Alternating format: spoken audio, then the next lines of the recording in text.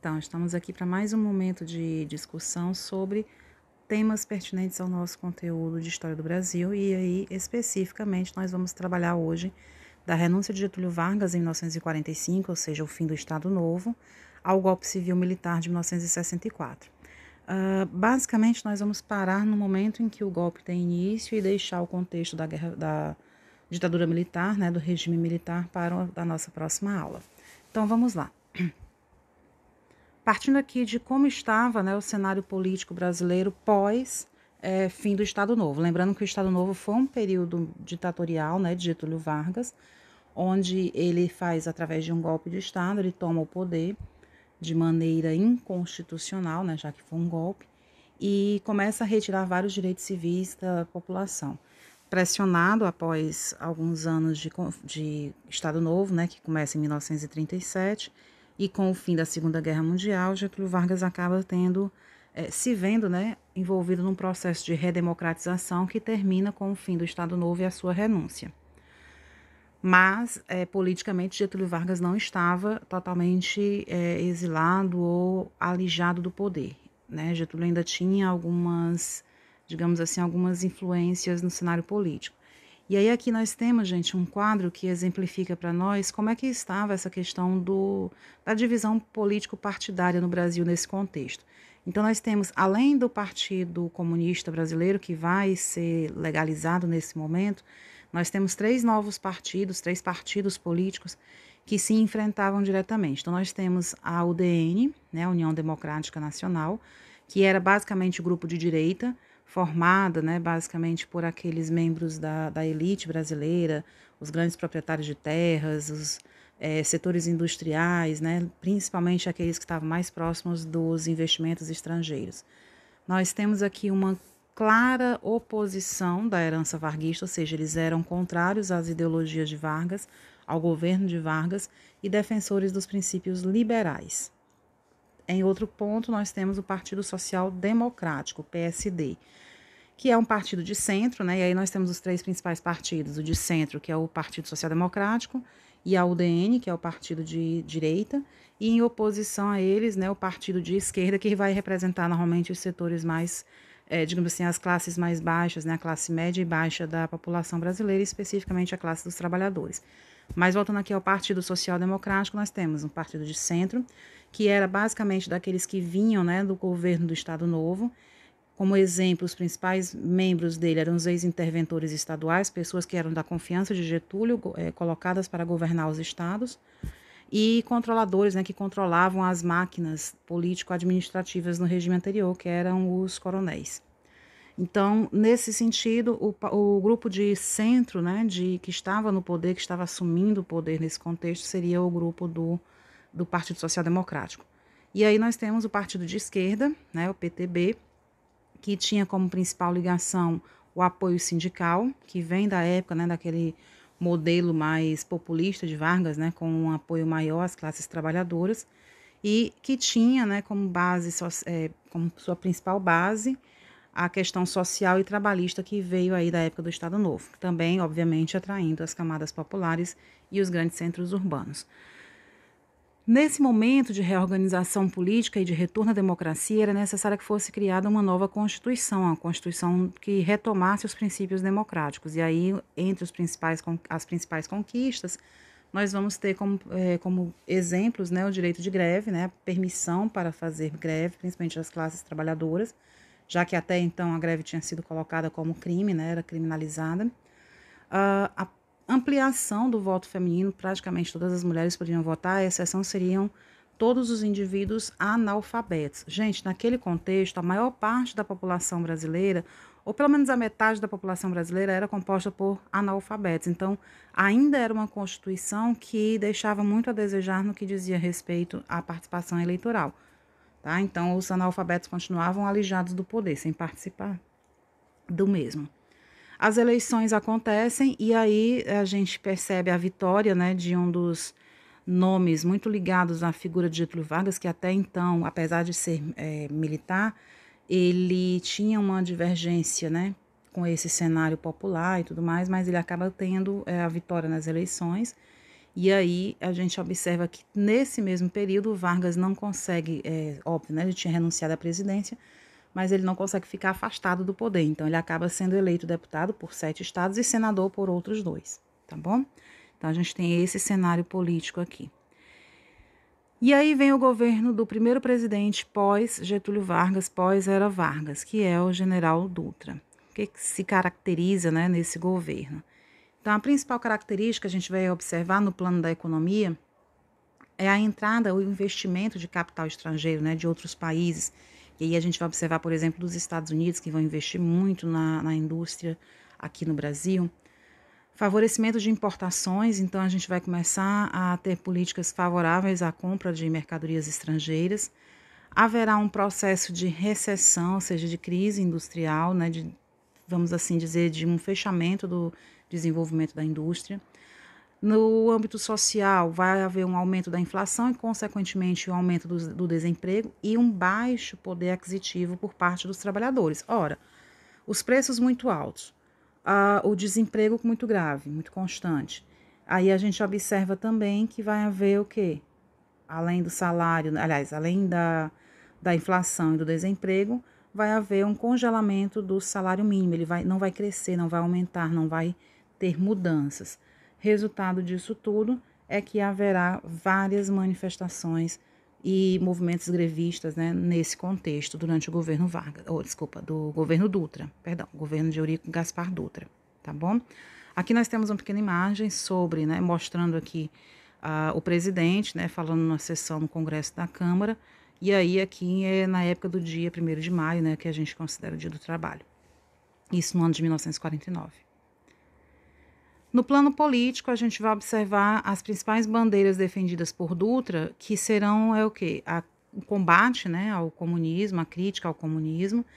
E, gente, vamos lembrar, nós já estudamos Guerra Fria, né? Então a gente sabe que esse período que vai do pós-Segunda Guerra, ou seja, de 1945 até os anos 90, o início dos anos 90, a gente observa uma disputa ideológica, político-ideológica entre comunismo e, aliás, uma disputa ideológica, né, que mexe com a economia e a política entre comunismo e socialismo. Comunismo e capitalismo, tá certo? Então a gente tem aqui no Brasil uma grande influência dos Estados Unidos. Portanto, era natural que houvesse um combate muito forte ao comunismo, que era contrário à ideologia capitalista defendida pelos Estados Unidos.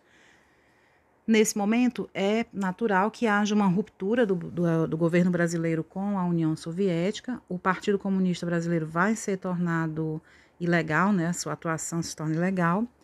E há uma busca, né, uma caça às bruxas, por assim dizer, uma busca por cassação de mandato de parlamentares que eram adeptos ao comunismo, tá? Então, aqui a gente tem um recorte do jornal da época que fala exatamente sobre isso, sobre o fechamento do Partido Comunista no Brasil, tá? Então, se vocês tiverem depois mais interesse, podemos dar uma lida sobre quais as características desse Partido Comunista e depois também essas idas e vindas, né, sobre a legalidade e a ilegalidade na qual ele entra. Gente, Getúlio não está morto, não estava morto, né? Então, politicamente falando, ele ainda fazia parte, né, do cenário brasileiro e ele volta à presidência do Brasil em 1951, tá? Então, nesse contexto aqui, Getúlio Vargas ele é eleito novamente e assume o poder no Brasil num segundo momento, um segundo governo. Então, ele já tinha passado 15 anos, de 30 a 45, 1930 e 1945, e retorna em 1951. E aí, quais são as características do governo dele nesse período? Então, a gente tem aqui algumas observações importantes, né? Ele vence as eleições em 1950, sendo candidato pelo Partido Trabalhista, tá? Então, ele recebe 48% dos votos, vai desenvolver uma política extremamente nacionalista, extremamente populista, voltada para a ideia de aderir cada vez mais, né, à população, às suas ideologias, de cativar, de usar o seu carisma para cativar o apoio popular, assim também desenvolvendo algumas políticas de assistencialismo social, vai desenvolver a questão do trabalhismo, das políticas trabalhistas, a intervenção do Estado na economia vai voltar a ser praticada durante o governo de Vargas, também haverá investimento, e aí a gente viu que houve uma crise, né, na indústria durante o governo Dutra, mas durante o governo de Vargas ele já começa a investir no desenvolvimento industrial, com investimentos tanto na indústria de base como na de transportes e de energia. E eu coloquei aqui alguns anos marcos, né, que são chaves para esse período, mas vocês não precisam se focar em anos, em guardar os anos, tá certo? Essas datas, elas são importantes para a gente fazer um acompanhamento cronológico, mas elas não precisam ser objeto de medo e de decorar por parte de vocês. Então, em 1952, a gente tem um aumento do custo de vida muito grande, que vai levar a constantes insatisfações, movimentos, manifestações populares e, inclusive, greves. Tá? E aí a gente tem principalmente os estados de São Paulo e Rio, que eram os centros econômicos também brasileiros. Nós temos aí no ano de 1954 uma crise política muito grande instaurada no Brasil, né? Uma crise econômica que vai gerar também uma crise política. E aí há algumas questões políticas que vão desenvolver uma maior pressão sobre o governo de Getúlio Vargas, que um deles é o atentado ao deputado Carlos Lacerda, que tinha, né, era responsável por um jornal aqui no Brasil e que divulgava notícias contrárias ao governo. E nesse contexto, a UDN e membros das Forças Armadas vão pedir o afastamento de Getúlio Vargas. Ele acaba sendo pressionado pela população e aí acaba, né, aquela história de que ele pratica o suicídio, dando um tiro em si mesmo. Em 55, há novas eleições e há uma vitória, né, aí de Juscelino Kubitschek. E lembrando, nesse contexto, ainda não havia uma ligação direta entre o presidente e o vice. Então, o vice-presidente do Juscelino também precisava ser eleito. Então, nesse contexto, João Goulart foi eleito vice-presidente, tá bom? Então, a gente vai observar a sequência histórica aqui. Só um adendo, né, um parêntese aqui nesse contexto, gente, que infelizmente às vezes passa despercebido pela nossa história brasileira, é a função ou o surgimento das chamadas ligas camponesas, que basicamente eram movimentos formados por grupos, né, de camponeses, que também envolvia aí pequenos proprietários de terras, né, trabalhadores da agricultura, da zona rural de um modo geral, que não tinham salários, que não tinham terras, que não tinham grandes propriedades, que, portanto, passavam por grandes dificuldades econômicas. E eles queriam, né, tinham como principal bandeira de luta o acesso à terra, ou seja, a reforma agrária, né, a distribuição de terras que não estavam sendo utilizadas ou que estavam nas mãos de grandes proprietários. Então, até uma das principais bandeiras deles era exatamente isso, a reforma agrária na lei ou na marra, né? E aí vocês têm um exemplo de uma manifestação, de uma reunião feita por eles. Também era o objetivo deles a busca por melhorias de vida e de trabalho, melhor condições também de trabalho. Eles queriam ter maior participação nas leis trabalhistas do Brasil, que eram voltadas para o setor urbano, para a zona urbana. E a zona rural ficava muito alijada desse poder. A primeira grande, né, liga camponesa que a gente vai observar, a primeira liga camponesa, na verdade, criada foi em 54, com mais ou menos 1.200 pessoas, lá em Vitória de Santo Antão, no estado de Pernambuco, tá bom? No território de Vitória de Santo Antão, no estado de Pernambuco. Essas ligas camponesas, elas vão também fazer parte, engrossar, né, as massas dos trabalhadores brasileiros. E aí chega o governo de JK, de Juscelino Kubitschek, de 56 a 61. Gente, o que é que caracteriza basicamente o governo de Juscelino? Existe uma frase que é ícone dele, tá? Que é desenvolver o Brasil, ele afirmava ser capaz de desenvolver o Brasil 50 anos em apenas 5, que seria o período que ele ficaria no poder. Então ele garantiria no seu slogan, né, de campanha essa frase, né, essa promessa. E aí realmente ele vai fazer grandes investimentos financeiros, tanto na indústria de base, assim como Getúlio já tinha feito, como também na educação e na alimentação. Uma das questões muito importantes vai ser as grandes construções dessa época, e aí vão ser principalmente as usinas, né, as indústrias pesadas, as usinas hidrelétricas e as siderúrgicas. Também vai ser um desenvolvimento, né, vai se investir no desenvolvimento das indústrias automobilística e de construção naval. E o principal foco dele também, gente, era começar a conquistar cada vez mais, a mobilizar cada vez mais a população do interior do Brasil. Então, com Getúlio Vargas, até Getúlio Vargas, né, o Rio era a nossa capital, mas com Juscelino Kubitschek, a grande obra dele seria a construção da nova capital do Brasil na região centro-oeste do país. E aí, nesse sentido, invadir mais o interior, ir mais para o interior do Brasil. Essa interiorização do desenvolvimento culminaria com a própria construção de Brasília, né? E aí aqui vocês têm uma imagem, né, do arquiteto, do Oscar Niemeyer. No caso aqui o Kubitschek, né, está aqui à direita da gente, com o caderninho na mão, e o Niemeyer aqui na esquerda, né? Se vocês observarem, nessa imagem, a gente percebe aqui, né, tá aqui, como eu falei para vocês, o Juscelino e aqui o Niemeyer. Então, se vocês observarem, gente, essa imagem aqui, ela representa uma das grandes marcas desse governo, que é promover desenvolvimentos. Esse desenvolvimento muito ligado às classes da elite, né, aos grupos mais, digamos assim, mais abastados da sociedade brasileira. Até porque essas indústrias que ele está desenvolvendo aqui, como a indústria automobilística, tá, e a construção naval, elas não atingem diretamente as classes trabalhadoras, tá, no sentido assim de beneficiamento da classe trabalhadora. E essa interiorização do desenvolvimento vai ser também praticada, né, a construção de mais de 20 mil quilômetros de rodovias que vão ligar, né, o Rio, São Paulo, né, esses dois estados aí, as principais rodovias para chegar a Brasília, tornando assim a capital, né, a capital mais moderna do Brasil, tá? Só para a gente dar uma olhadazinha aqui na legenda da foto, nós temos aqui os dois juntos, né? Em 1956, Niemeyer foi convidado por JK para projetar prédios públicos da nova capital do Brasil. Ele projetou os prédios do Congresso Nacional, Palácio da Alvorada, Palácio do Planalto, Supremo Tribunal Federal e da Catedral de Brasília. Né? Então, poder político e poder religioso juntos. Esse trabalho levou à sua nomeação como do Niemeyer, né? Foi nomeado diretor do Departamento de Arquitetura da Universidade de Brasília e foi também colocado como membro honorário do Instituto Americano de Arquitetos. Por causa da sua ideologia de esquerda e da sua militância no Partido Comunista Brasileiro, ele vai deixar o país após o golpe de 64, tá bom? Então, aqui a gente tem basicamente essa legenda, tá? E lembrando, depois ele vai se abrigar em Paris, vai se refugiar em Paris. Vou voltar aqui.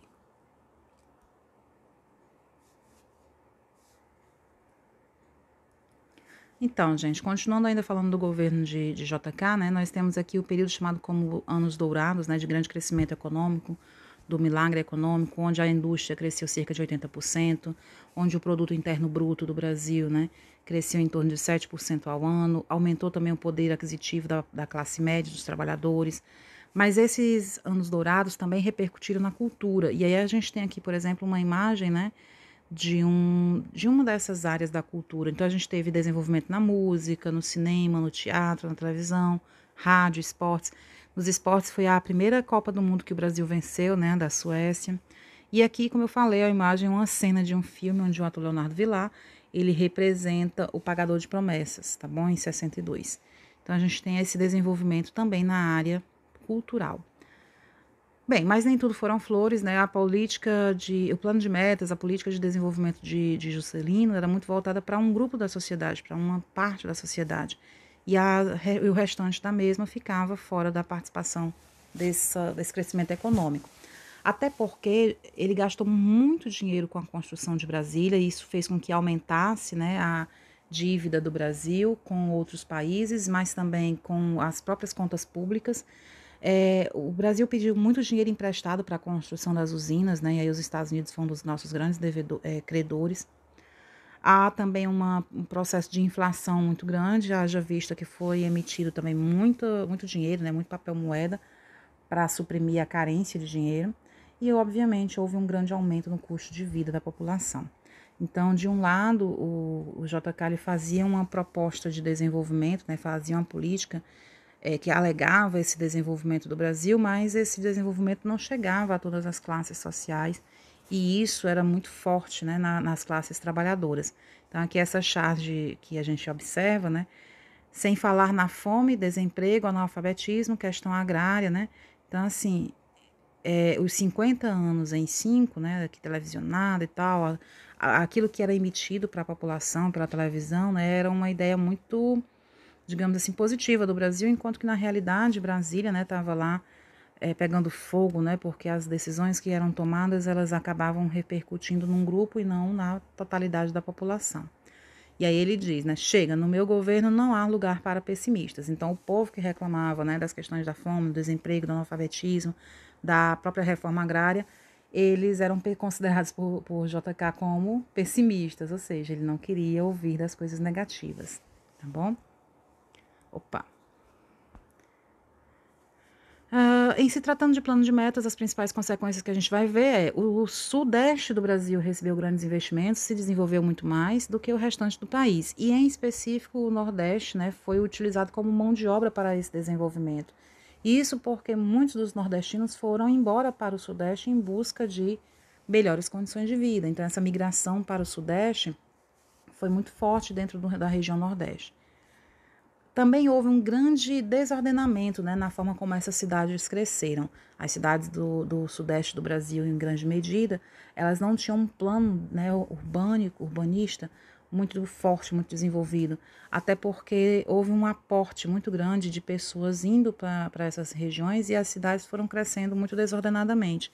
Então surgiram muito mais favelas, os bairros periféricos, né, nas regiões vizinhas aos centros das cidades começaram a crescer com baixas qualidades de vida, com falta de infraestrutura, saneamento básico, tá?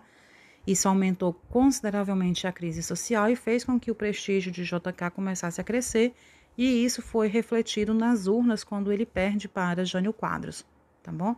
E aí nós temos um novo governo, onde novamente o vice-presidente vai ter que vencer as eleições e é novamente João Goulart. Então, no governo de Jânio, né, Jânio Quadros, foi o mais curto da história do Brasil, até porque houve grandes pressões sobre o governo dele, pela proximidade política que ele tinha com o comunismo, e aí ele só governa durante 7 meses, de janeiro a agosto, tá? Eu coloquei aqui para vocês que ele deu um tiro no pé. Por quê? Porque quando ele assume o poder, mesmo com todas as pressões que ele sofria, ele acreditou que poderia se manter no poder, ele dá um cheque-mate assim, na sociedade, mais especificamente achando que contaria com o apoio das Forças Armadas, do Congresso, e ele renuncia. Né? Ele renuncia achando que ele seria, que se pediria, né, que ele ficasse, que iriam ser, digamos assim, exigir a permanência dele no poder. E isso não acontece, o Congresso aceita a renúncia dele. Ele tinha como slogan de campanha, né, varrer a corrupção moral do Brasil, e aí essas questões que ele trazia não foram bem quistas pela sociedade. Ele vai ser substituído temporariamente, né, por Ranieri Mazzilli, que era presidente da Câmara e que governou o Brasil enquanto o João Goulart, o vice, né, voltava de uma viagem diplomática que ele havia feito à China, lembrando, China, país comunista, e o Brasil ainda era ligado, né, à economia norte-americana. Nesse sentido, nós tínhamos dois grupos que eram antagônicos sobre se o João Goulart deveria ou não assumir o poder. Então, de um lado, nós tínhamos as Forças Armadas contra, né, a ideia de Goulart assumir, e do outro, o Exército, que era a favor de que João Goulart assumisse o poder, a presidência. De fato, ele assume, governa de 1961 a 64, mas ele tem duas fases de governo. Né? A primeira, ele vai ser obrigado a assumir um regime parlamentarista no Brasil, um parlamentarismo às avessas, né? Porque aqui a gente vai observar que o Congresso vai percebendo, né, essa ideia de uma possível guerra civil, já que havia um conflito sobre João Goulart assume ou não assume, né? Então o Congresso ele cria o parlamentarismo, onde quem governaria seria o primeiro-ministro, tá? Escolhido pelo próprio Congresso. Então, nesse sentido, o presidente ele seria considerado apenas o chefe de Estado e não o governante da nação. João Goulart vai assumir a presidência, então, no dia 7 de setembro de 1961, né, já depois de ter, obviamente, voltado da China. E esse parlamentarismo ele foi marcado por um período de grandes crises, né, na sociedade e na política, porque ainda havia uma divergência sobre essa forma de poder. Após alguns anos, né, ele assumiu em 61, em 63 é feito um plebiscito popular, onde é votada o retorno ao presidencialismo. E aí a gente tem novamente o presidencialismo como regime político brasileiro, com o controle aí nas mãos de João Goulart. Tá bom? Aí João Goulart vai desenvolver as chamadas reformas de base, combate, né, à inflação, reformas sociais, a reforma agrária era a principal bandeira, mas também o voto dos analfabetos, que eram proibidos. Essa foi a grande base do nosso crescimento econômico e industrial, mas, de modo geral, também recebeu apoio e também recebeu críticas. Quem apoiavam os grupos de esquerda, né, ligados aos trabalhadores, aos sindicatos, aos estudantes, às ligas camponesas. E quem era contra, né, essas reformas de base de João Goulart, os grupos da direita, os conservadores, as grandes hierarquias, né, da Igreja Católica e das Forças Armadas, os políticos de direita de um modo geral. Nesse sentido, a oposição também alegava que essa política, né, de reforma de bases de João Goulart seria uma aproximação, uma tentativa de implantar o comunismo no Brasil, que era algo que não era aceito do contexto da Guerra Fria. Tá? Aqui, só para vocês identificarem, uma foto do Brizola, né, ai, gente, do Brizola com o João Goulart, fugiu o nome dele, desculpa. E aí, finalmente, nós temos, né, depois desse período turbulento do governo de João Goulart, uma crise social instaurada, uma crise política, que foi dando margens, né, ao surgimento de um grupo muito forte dentro da política brasileira naquele contexto, que eram os militares. Então, várias manifestações aconteceram em 1964, aqui eu tenho imagem de duas. Uma delas, né, em prol de João Goulart, que era feita pelos trabalhadores, é um comício aqui na Central do Brasil, esse de cima, feito por mais de 150 mil trabalhadores. Esse movimento foi feito, esse comício foi feito, e na mesma ocasião o João Goulart decreta, né, a nacionalização das refinarias de petróleo, a desapropriação de terras ao longo das rodovias federais. E em contrapartida, no dia 19 de março, né, alguns dias depois, 6 dias depois, nem uma semana depois, né, acontece, sob a liderança, né, dos opositores de João Goulart, chamado de Jango, a chamada Marcha da Família com Deus pela Liberdade, de clara feição anticomunista, né? A ideia de que comunismo era o próprio diabo encarnado, que era o anticristo, então que era tudo que relacionava-se à anarquia, né? A falta de valores humanos e cristãos. Então isso foi algo que foi muito difundido, né? Em nome de Deus, vamos lutar para defender o país dos inimigos dos comunistas. E aí era a base que os militares queriam para darem o próprio golpe, né? O golpe de Estado. Enfim, o golpe acontece em 1964, no dia 31 de março. A liderança do movimento, né, golpista ficou ao cargo do general Castelo Branco, que é um cearense, né? Infelizmente, nós temos uma marca negativa, aí mais uma na nossa história. O apoio dos Estados Unidos, sobretudo nesse contexto da Guerra Fria, porque eles combateram, né, o comunismo. E o apoio interno, que os militares receberam, era principalmente dos governadores do Sudeste, Minas, São Paulo e Rio, da UDN, dos meios de comunicação que apoiaram o golpe como forma de combater o avanço comunista, a moralização, né, garantir a moralização do país, os empresários e os setores da classe média. Nesse mesmo período, o Ranieri Mazzilli, que também já tinha assumido, né, na transição do Jânio para o João Goulart, também assume interinamente o Brasil, né, a presidência do Brasil, até que no dia 15 de abril de 64, o general Castelo Branco assume a presidência do Brasil e tem início a chamada ditadura militar, que nós vamos ver na próxima aula, tá? Porque nosso tempo está completamente estourado aqui. Meus queridos, fiquem todos bem, temos um formuláriozinho para respondermos sobre ele e até o nosso próximo encontro. Tchau!